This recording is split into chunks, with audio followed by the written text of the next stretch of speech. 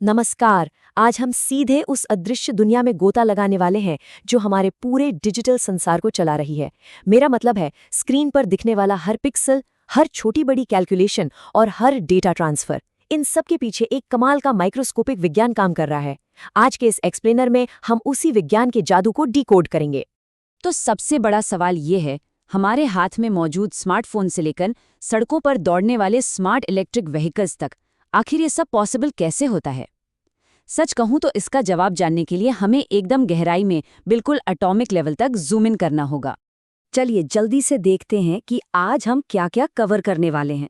हम शुरुआत करेंगे सेमीकंडक्टर्स के बेसिक्स से, फिर देखेंगे सिलिकॉन की अनोखी बनावट, डोपिंग का कमाल, पी टाइप और एन टाइप मटेरियल्स और आखिर में इलेक्ट्रॉनिक्स की जान, ट्रांजिस्टर्स। तो चलिए पहले हिस्से से शुरू करते हैं। आखिर ये सेमीकंडक्टर्स हैं क्या?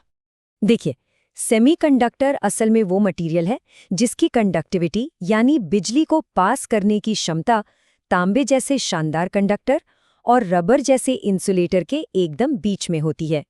इनकी सुपर पावर ये है कि ये टेम्परेचर या कुछ अशुद्धियों के बेसिस पर करंट को कंट्रोल कर सकते हैं। और ये सब होता है इनके एनर्जी बैंड गैप की वजह से, जो कि 3 इलेक्ट्रॉन वोल्ट से कम होता है।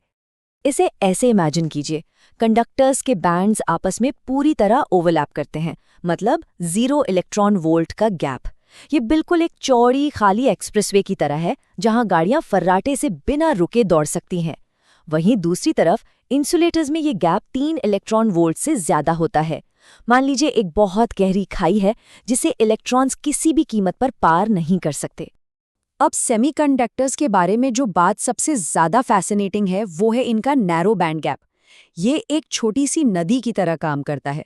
रूम टेम्परेचर पर थोड़ी सी भी थर्मल एनर्जी मिलते ही कुछ इलेक्ट्रॉन्स आसानी से छलांग लगाकर इस नदी को पार कर लेते हैं।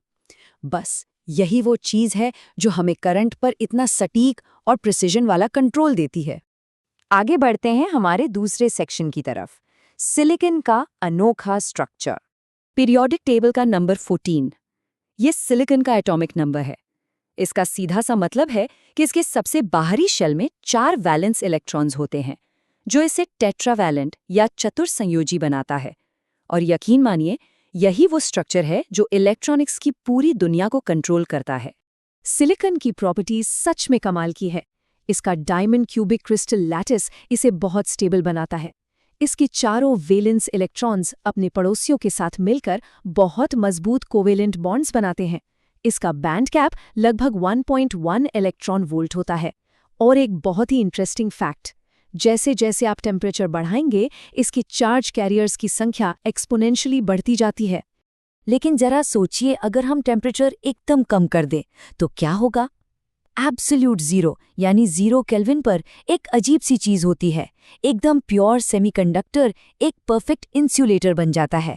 वैलेंस बैंड पूरी तरह फुल और कंडक्शन बैंड एकदम खाली। सारे इलेक्ट्रॉन्स अपनी जगह पर लॉक हो जाते हैं और जो फर्मी लेवल है वो दोनों बैंड्स के बिल्कुल बीचों बीच सेटल हो जाता है। अब आते हैं तीसरे और सबसे गेम चेंजिंग हिस्से पर, डोपिंग। ये वो तरीका है जिससे हम इस कंडक्टिविटी को अपने हिसाब से कंट्रोल करते हैं। तो सवाल ये है कि प्योर सिलिकॉन को एक हाई परफॉर्मेंस कंडक्टर में कैसे बदलें? इसका जवाब है डोपिंग। ये प्रोसेस काफी मजेदार है। पहले प्योर सिलिकॉन को एक हाई टेम्परेचर चेंबर में गर्म किया जाता है। फिर उसमें कुछ बहुत ही स्पेसिफिक इम्प्योरिटीज, जिन्हें हम डोपेंट कहते हैं, सावधानी से मिलाए जाते हैं। ये इम्प्योरिटीज क्रिस्टल लैटिस में घुल मिल जाती हैं। और पता है सबसे क्रेजी बात क्या है? सिर्फ 0.001% इम्प्योरिटी मिलाने से ही कंडक्टिविटी 10,000 गुना तक बढ़ सकती है। लिटरली 10,000 गुना। चलिए सेक्शन 4 पर चलते हैं, पी टाइप और एन टाइप सेमीकंडक्टर्स। देखते हैं ये डोपिंग आखिर क्या जादू करती है। अब यहाँ जो क्रूशियल पॉइंट है वो ये है कि हम कौन सी इम्प्योरिटी मिला रहे हैं। अगर हम फॉस्फोरस जैसी पेंटावैलेंट इम्प्योरिटी मिलाते हैं तो हमें एक्स्ट्रा इलेक्ट्रॉन्स मिलते हैं और बन जाता है एन टाइप सेमीकंडक्टर। इसमें फर्मी लेवल कंडक्शन बैंड के काफी करीब खिसक जाता है। पर अगर हम बोरॉन जैसी ट्राईवैलेंट इम्प्योरिटी मिला दें तो इलेक्ट्रॉन्स की कमी हो जाती है, जिससे पी टाइप सेमीकंडक्टर बनता है और फर्मी लेवल वैलेंस बैंड के एकदम पास आ जाता है। ये पी टाइप सेमीकंडक्टर वाला कॉन्सेप्ट थोड़ा ट्रिकी हो सकता है, क्योंकि इसमें हम होल्स या रिक्तियों की बात करते हैं। असल में ये कोई पार्टिकल नहीं है, बस एक खाली जगह है जो पॉजिटिव चार्ज की तरह बर्ताव करती है। इसे ऐसे विजुअलाइज कीजिए, एक खचाखच भरा सिनेमा हॉल है जहां बस एक सीट खाली है। जैसे ही कोई उठकर उस खाली सीट पर बैठता है तो उसकी पुरानी सीट खाली हो जाती है। लोग भले ही एक तरफ जा रहे हों, पर वो खाली सीट उल्टी दिशा में मूव करती हुई लगती है। इलेक्ट्रॉन्स की दुनिया में भी ये होल्स बिल्कुल इसी तरह काम करते हैं। और अब हमारा पांचवां और आखिरी सेक्शन, ट्रांजिस्टर्स। यही हमारे पूरे मॉडर्न इलेक्ट्रॉनिक्स की असली नींव हैं। तो जब हम इन दोनों मटेरियल्स को, यानी एक्स्ट्रा इलेक्ट्रॉन्स वाले एन टाइप और एक्स्ट्रा होल्स वाले पी टाइप को एक साथ जोड़ते हैं तो एक पीएन जंक्शन बनता है। इक्विलिब्रियम की स्टेट में इस जंक्शन पर फर्मी लेवल पूरी तरह से स्टेबल रहता है और कोई नेट करंट फ्लो नहीं होता। सुनने में शायद सिंपल लगे, लेकिन यही साधारण सा जंक्शन हमारे आज के हर इलेक्ट्रॉनिक डिवाइस का दिल है। ट्रांजिस्टर्स बेसिकली इन्हीं पी और एन लेयर्स का एक सैंडविच होते हैं। ये लेयर्स मिलकर एम्पलीफायर और स्विच की तरह काम करती हैं, और ये चीज़ बहुत ही ब्रिलियंट है क्योंकि आप एक बेहद छोटे इनपुट करंट का इस्तेमाल करके एक बहुत बड़े आउटपुट करंट को पूरी तरह से कंट्रोल कर सकते हैं। इसी छोटे से इन्वेंशन ने उन पुरानी, भारी भरकम और बहुत ज़्यादा बिजली खाने वाली वैक्यूम ट्यूब्स की हमेशा के लिए छुट्टी कर दी। बेशक ये सब रातों रात नहीं हुआ। एक नज़र इस टाइमलाइन पर डालिए।